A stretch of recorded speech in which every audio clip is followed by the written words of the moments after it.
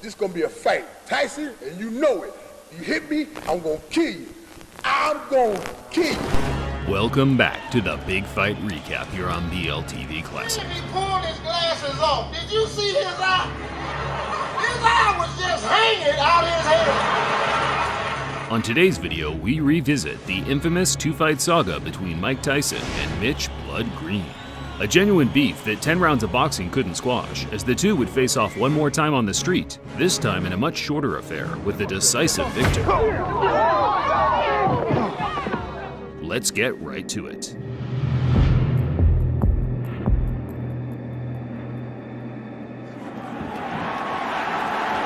Closing with a flurry. The bell is going to sound.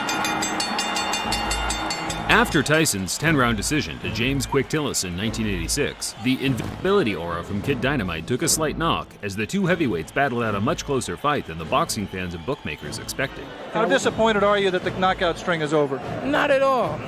If anything, I feel relieved, and I'm confident if I wanted to, I could have knocked them out. It was Tyson's first time going the distance, as he had finished his previous 19 opponents all inside the opening 2 or 3 rounds.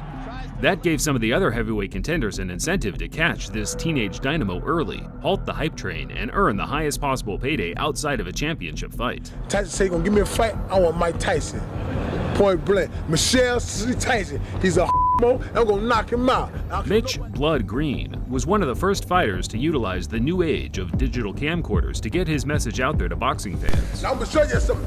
Feast your eyes on a real heavyweight. There was no social media in those days, but local news stations and televised sports networks such as HBO would air the clips during a broadcast to gauge the fans' reaction. Power! I ain't no joke. My name is Blood Green, and you heard my fight. Watch my smoke.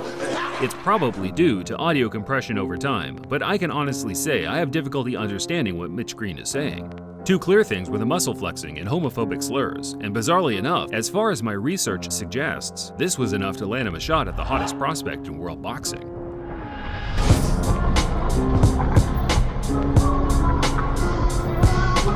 Growing up on the tough streets of Detroit, Mitch Green was a prominent player in 1970s New York gang warfare.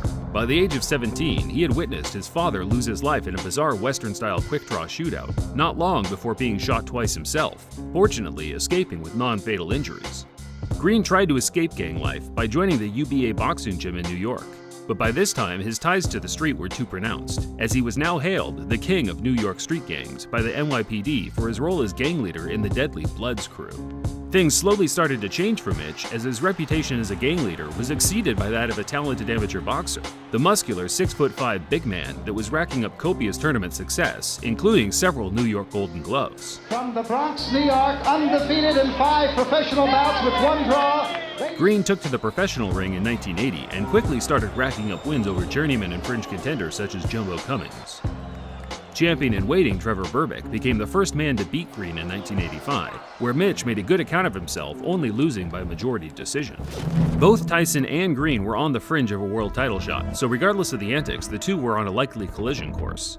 The trash talk from Green just helped build more interest in the fight, which in turn certainly struck a chord with Tyson, who openly admitted to hating that ugly mother effer.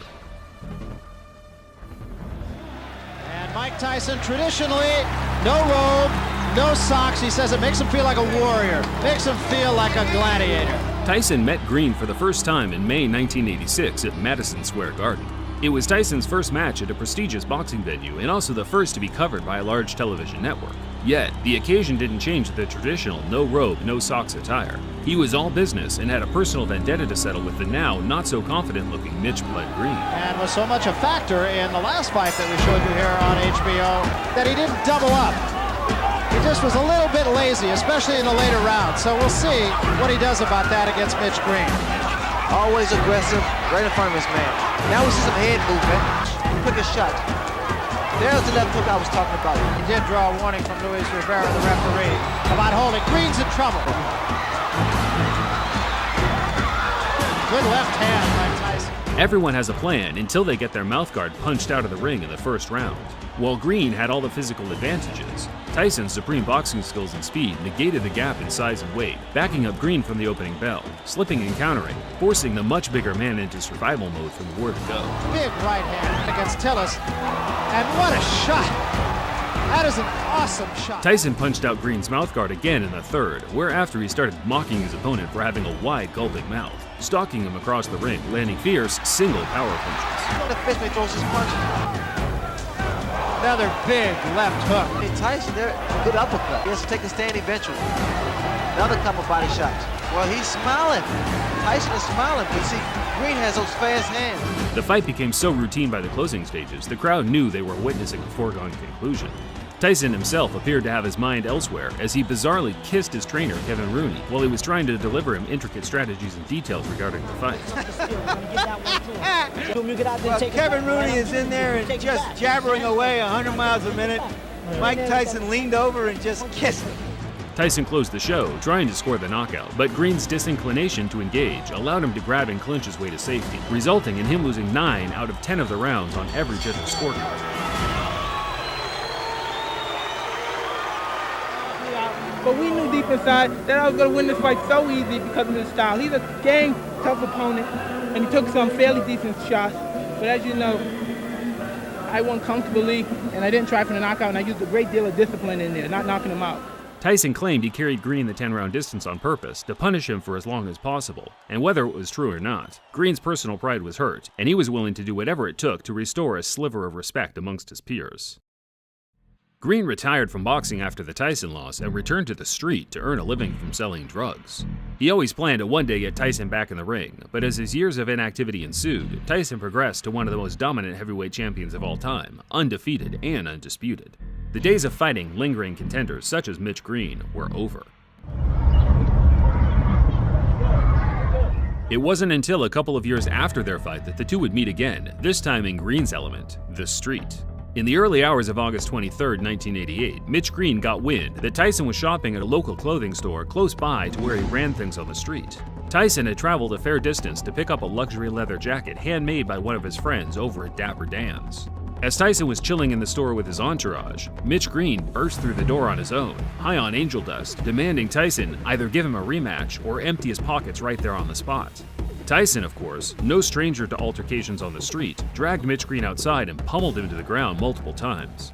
Spectators said that the fight was short, violent, and very one-sided. In fact, it was no longer than 15 to 20 seconds, but that's more than long enough for the heavyweight champion to inflict severe damage. There is no footage of the fight, regardless of the clickbait you see on YouTube, but there were many accounts of what happened that all aligned, all except Green's account, where he claimed Tyson sucker punched him and ran. Who threw the first punch here? He did. He sucker punched me because he's with his friends, you know, and when he hit me, and I said I couldn't get a chance really get to him like I wanted to because everybody was like pulling me, you know, holding me like so he could get away from me, so he could get away, and he ran from me. Green was certain the Tyson scuffle, which became mainstream news around the world, would add enough public intrigue to get his rival back in the ring. But Mitch had already burnt his bridges among the promoters in the sport, with his violent threats to Don King in the past already shadow banning him from ever earning any serious money in the ring again. After Green's failed attempts to get the rematch with Tyson, he filed a civil lawsuit for $20 million due to the injuries he suffered during their fight. The former gang leader came away with one small W to coincide with a long list of L's, winning the case and being awarded $45,000, close to what his purse was during their professional fight in 1986. Yeah, I remember seeing Mitch Green's eye after that. It was like, he broke his socket. Broke the eye socket, yeah. He broke his eye socket. Yeah. The eye socket. You gotta hit really hard to do some shit like that, right? Green returned to the ring 7 years later, but at that point he was a shell of his former self and was beaten by journeymen with losing records until he hung him up for good in 2005. As of 2022, Green is still a large-as-life character, but now employs his energy into his love of Christianity. He still has a gripe with Tyson, but I think it's fair to say the two have now moved on, and whenever the topic is brought up today, they both make light of their infamous 30-year feud. And that didn't work. The boy scared to death. After we had the street fight, the boy scared to death. Oh, wait a minute. Didn't y'all have a street fight, Mitch? Before the ring, before the street. Thinking the man would do something about it. He wouldn't do nothing. Oh, man, he freaked me out. Did you know that actually Tyson and Sal are good friends and he comes to the show? He knew, look there. Yeah, it's like Tyson. You see that? He got right there too.